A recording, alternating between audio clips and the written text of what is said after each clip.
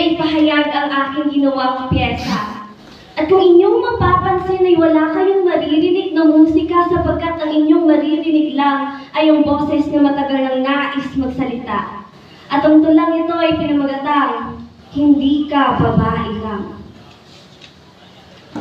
Teka muna, hinto. Isang oras lang ang kailangan ko sapagkat sa mga oras na ito, kailangan mong ayusin ang iyong pagtayo at pag-upo. Babae ka lang, huwag mong bubuhatin ang sarili mong bangko, dyan ka lang at manahimik, matuto kang makinig at huwag makisali sa usapang panlalaki sapagkat na ikaw ay isang babae na mahina at di kaya ang sarili. Dyan ka lang. At dyan ka lang dapat lang na maging sunod-sunuran at maging tapat. Isang oras ay sapat na para mamulat ka sa isang araw na ikaw ay isang babaeng higit sa kanilang inaakala. Huwag mong hayaang abusuhin ka at hilahin ka pababa. Wala kang kasalanang nagawa. Huwag mong hayaan ang iyong mga pasa at kumbinsihin ng sarili na kayang takpan lahat ng kolorete binibini. Hindi ka dapat sinasaktan kung paano ka manamit na hindi siyang dahilan upang ikay bastusin at babuyin ni Numan. Hindi ka babae lang. Hindi lang tungkulin mo ay pangtahanan mga anak magsilbi ay hindi lang ikaw yan isang araw. Magigising ka sa isang linggo na hindi mo kailangan buhatin ng sarili mong bangko sapagkat kaya mong manindigan at tumayo at iyong boses ay pakikinggan ng mundo.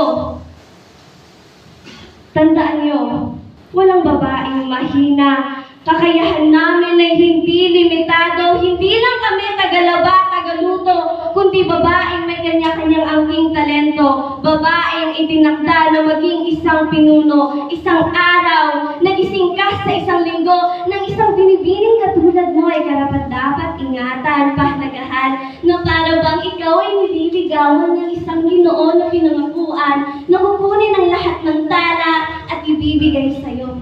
Ngunit hindi lahat ng binibini ay kailangan ng Ginoo.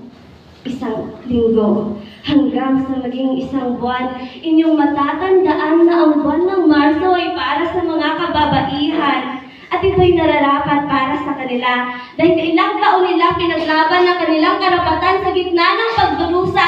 Ilang taon silang naging api at pinuno ng pantasya. Kaming mga babae hindi manika. Walang kailangang ayusin sa amin. Ang kailangan ayusin ay ang pananaw ng lahat na kahit tingnan sa salamin mga tao ay hindi dilat.